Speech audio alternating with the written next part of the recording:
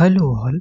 इस लेक्चर में हम लोग कंपेयर करेंगे प्रोग्रेसिव वेव्स और स्टैंडिंग या स्टेशनरी वेव्स को। बेसिकली इन दोनों में डिस्टिंक्शंस क्या क्या हैं। ओके, तो सपोज हमारे पास सबसे पहले वेव क्या होती है, समथिंग विच स्प्रेड आउट, है ना, इस तरीके से बाहर की तरफ आती है तो उसको हम वेव बोलते हैं। ये बेसिकली क्या होता है, मीडियम में डिस्टर्बेंस होता है। तो वेव दो प्रकार की होती है हमारे पास।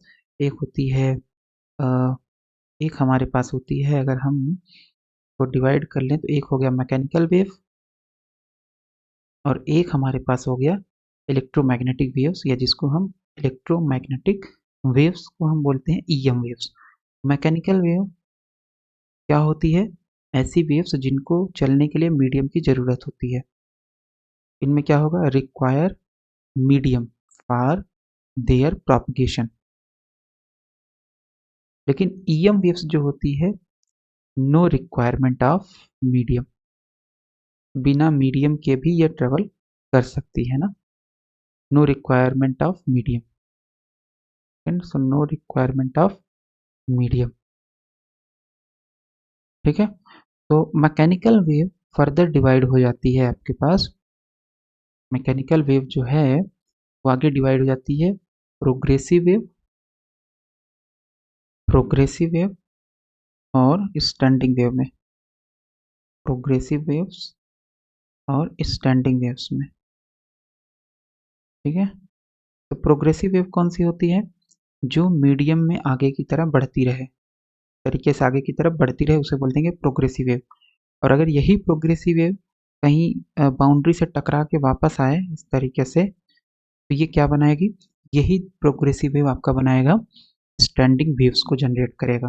तो स्टैंडिंग वेव बेसिकली क्या होती है, जो मीडियम में कन्फाइंड हो, और प्रोग्रेसिव वेव क्या है, मीडियम में आगे की तरफ ट्रेवल करती रहे। तो प्रोग्रेसिव वेव जो होती है, इसमें क्या होता है, ये अपने साथ एनर्जी ले जाएगी और मोमेंटम, एनर्जी और मोमेंटम लेके चलती है। स्टैंडिंग वेव्स यानी हर, अगर आपके पास यहाँ से प्रोग्रेसिव वेव जा रही है तो ये आपके पास मीडियम है। ठीक है, सो इस मीडियम में ये एनर्जी ट्रांसफर करते हुए जाएगी। लेकिन अगर यही आपके पास स्टैंडिंग वेव्स है तो यहाँ पे E not equal to zero. अगर स्टैंडिंग वेव्स है तो ये मीडियम में कोई भी एनर्जी ट्रांसफर नहीं करती है। तो स्टैंडिंग वेव और प्रोग्रेसिव वेव में बेसिक अंतर यही है कि ये प्रोग्रेसिव वेव एनर्जी ट्रांसफर करेगी मीडियम में, स्टैंडिंग वेव एनर्जी ट्रांसफर नहीं करेगी, है ना। तो E बराबर जीरो होगा। ओके, तो अब यहाँ पे हम इसका कंपैरिजन देख लेते हैं। So the vibration characteristic of each particle of the medium is same and is handed from particle to particle। इसका मतलब क्या है, इसका मतलब ये है, सपोज आपके पास यहाँ से स्टैंडिंग, इस यहाँ से प्रोग्रेसिव वेव आ रही है। ठीक है, यहाँ पार्टिकल है, यहाँ पार्टिकल है, यहाँ पार्टिकल, यहाँ पार्टिकल। तो सबसे पहले इसको मिलेगा, जैसे इसको मिलेगा ये ऑसिलेट करेगा। ठीक है, फिर ये जैसे ऑसिलेट करेगा तो मीडियम में डिस्टर्बेंस क्रिएट होगा, जिसकी वजह से दूसरी वेव जनरेट होगी, सेम वेव ही जनरेट होगी।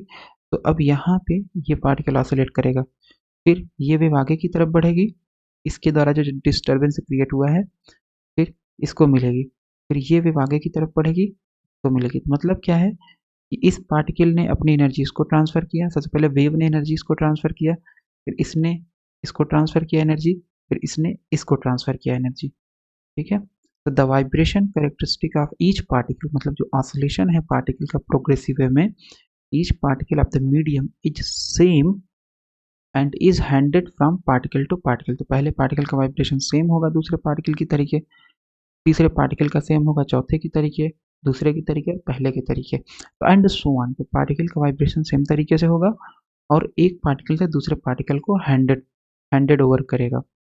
वाइब्रेशन यानी एनर्जी को पार्टिकल एक पार्टिकल से दूसरे पार्टिकल को भेजेगा। स्टेशनरी वेव्स क्या होती है, the vibration characteristic of each particle of the medium is its own which it does not pass to others. तो स्टैंडिंग वेव में क्या होगा कि पार्टिकल का जो वाइब्रेशन होगा वो अपने हिसाब से होगा।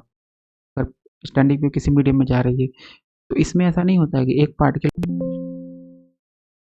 पार्टिकल को पास करे, नहीं, इसमें क्या होगा, सभी पार्टिकल अपने हिसाब से ऑसिलेट करेंगे। प्रोग्रेसिव वे में दूसरा पॉइंट क्या है, all particles of the medium attain the same maximum displacement one after other. तो मान लो ये आपके पास यहाँ पे पार्टिकल है, पार्टिकल है, पार्टिकल पार्टिकल पार्टिकल पार्टिकल, तो यहाँ से स्टैंडिंग वेव ऐसे, सॉरी प्रोग्रेसिव वेव ऐसे आई, तो अब ये ऊपर जाएगा, तो जब ऊपर जाएगा तो वेव जनरेट करेगा, तो ये वेव इसको मिलेगा, तो ये अब दूसरे डायरेक्शन में ऑसिलेट करेगा, फिर ये वेव इसको मिला, इसने ऑसिलेट किया, तो इसका मतलब एक मैक्सिमा एक मिनिमा एक मैक्सिमा एक मिनिमा एक मैक्सिमा एक मिनिमा इस तरीके से होगा। तो डिस्प्लेसमेंट कैसे होता है प्रोग्रेसिव वेव के कारण, वन आफ्टर अदर। लेकिन अगर ये स्टैंडिंग वेव्स की बात करें तो all particles attain their maximum displacement simultaneously. तो स्टैंडिंग में ऐसा नहीं कि एक पहले ये पार्टिकल ऊपर गया, फिर दूसरा पार्टिकल नीचे आएगा मिनिमा पे, फिर तीसरा पार्टिकल मैक्सिमा पे, नहीं, उसमें सारे के सारे पार्टिकल एक साथ मैक्सिमा पे जाएंगे और एक साथ मिनिमा पे जाएंगे। तो यहाँ पे जितने भी पार्टिकल हैं स्टैंडिंग में जैसे ही आएगी तो सारे ऊपर की तरफ ऑसिलेट करेंगे एक साथ एक समय पे, ठीक है, और एक ही समय पे पार्टिकल का डिस्प्लेसमेंट मिनिमम होगा। तो जहाँ पे पार्टिकल जो सबसे ज़्यादा डिस्प्लेसमेंट होगा उसको क्या बोलेंगे, उसको बोलेंगे एंटी नोड। और जहाँ पे पार्टिकल का डिस्प्ले, यहाँ पे भी तो पार्टिकल है, ये डिस्प्लेस ही नहीं हुआ, अपने स्थान पे ही रहा, तो इस पार्टिकल को बोलेंगे, इस पोजीशन को बोलेंगे नोड। तो एंटी नोड कौन सा होता है, जहाँ पे पार्टिकल का डिस्प्लेसमेंट मैक्सिमम है, और नोड कहाँ पे होता है, जहाँ पे पार्टिकल का डिस्प्लेसमेंट मिनिमम या जीरो है। तीसरा पॉइंट है प्रोग्रेसिव में all particle pass through their mean position with same maximum velocity but one after other. इसका मतलब ये है कि यहाँ पे पार्टिकल था, जैसे ही आपके पास प्रोग्रेसिव वेव आया, पार्टिकल ऊपर गया, फिर इसने वेव जनरेट किया, और फिर पार्टिकल नीचे आएगा, फिर ऊपर जाएगा, फिर नीचे आएगा। तो इसका मतलब इस पॉइंट पे पार्टिकल की वेलोसिटी क्या होगी, जीरो। अगर यहाँ से ऊपर जा रहा है पार्टिकल तो इस पॉइंट पे वेलोसिटी जीरो नहीं होती तो और आगे निकल जाता है ऐसे, लेकिन क्योंकि इस पॉइंट पे वेलोसिटी जीरो हो गई तो यहाँ से वापस होगा। तो इस पॉइंट पे वेलोसिटी जीरो, इस पॉइंट पे वेलोसिटी मैक्सिमम, तो ये आपका मीन पोजीशन हो गया और ये एम्पलीट्यूड हो गया पार्टिकल का, है ना। तो मीन पोजीशन पे पार्टिकल की वेलोसिटी क्या होगी, मैक्सिमम होगी, और एक्सट्रीम पोजीशन या एम्पलीट्यूड या जो है एक्सट्रीम पोजीशन जो है, इस पे पार्टिकल की वेलोसिटी मिनिमम होगी। लेकिन इसकी वेलोसिटी जो होगी वही इस पार्टिकल की वेलोसिटी होगी, वही इसकी वेलोसिटी होगी, वही इसकी, एंड सो ऑन। लेकिन इसमें क्या होगा, पहले इसकी वेलोसिटी, पहले ये ऑसिलेट करेगा, फिर उसके बाद ये, फिर उसके बाद ये, फिर उसके बाद ये, एंड सो ऑन, ठीक है। तो वही चीज है, all particle pass through their mean position with same maximum velocity, same maximum velocity mean position से पास करेंगे, लेकिन एक के बाद दूसरा पास करेगा, but one after other. Standing wave में ऐसा नहीं है, स्टैंडिंग वेव में क्या है, क्योंकि इसमें साइमल्टेनियस पार्टिकल का मोशन होगा, एक साथ सारे पार्टिकल ऑसिलेट करेंगे। All particle pass through their mean position simultaneously but with different maximum velocity. Progressive में क्या है, सारे पार्टिकल एक साथ नहीं, एक के बाद दूसरा, फिर तीसरा, फिर चौथा, इस तरीके से। स्टेशनरी वेव में जो पार्टिकल का ऑसिलेशन होगा वो कैसे होगा, वो एक साथ मैक्सिमा को जाएंगे, एक साथ मिनिमा को जाएंगे, बट सारे पार्टिकल की वेलोसिटी डिफरेंट होगी। प्रोग्रेसिव वे में चौथा point, no particles of the medium are permanently at rest. Standing wave में ऐसा नहीं होगा। स्टैंडिंग वे में कैसा होगा कि मतलब स्टैंडिंग वे में ही ऐसा होगा कि पार्टिकल जो होगा आपके पास, ये 2 3 4 सभी पार्टिकल ऑसिलेट करेंगे, ठीक है। प्रोग्रेसिव वे में सभी पार्टिकल क्या करेंगे, ऑसिलेट करेंगे, मतलब कोई भी पार्टिकल रेस्ट पे नहीं होगा परमानेंटली। स्टैंडिंग वे में हमें पता है कि एक फिनोमेना एग्जिस्ट करता है पॉइंट पे जिसको हम बोलते हैं नोड, और एक फिनोमेना एग्जिस्ट करता है पॉइंट पे जब आपका एम्पलीट्यूड मैक्सिमम हो। तो वो जो फिनोमेना होता है जिस पॉइंट पे एम्पलीट्यूड मैक्सिमम हो उस पॉइंट को बोला जाता है एंटी नोड, और जिस पॉइंट पे एम्पलीट्यूड मिनिमम हो उस पॉइंट को बोला जाता है नोड, ठीक है। तो नोड पे जो पार्टिकल होंगे वो परमानेंटली उनका डिस्प्लेसमेंट मिनिमम होगा, मतलब वो एक तरीके से ऑसिलेट ही नहीं करेंगे। और एंटी नोड पे जो पार्टिकल होंगे उनका डिस्प्लेसमेंट परमानेंटली मैक्सिमम होगा। Certain particles of the medium at nodes throughout the time, पूरे समय जब तक वे प्रोपगेट करती रहेगी, at nodes throughout the time remain rest. Node पे जो पार्टिकल होते हैं स्टेशनरी वेव्स में वो क्या होंगे, रेस्ट पे होंगे।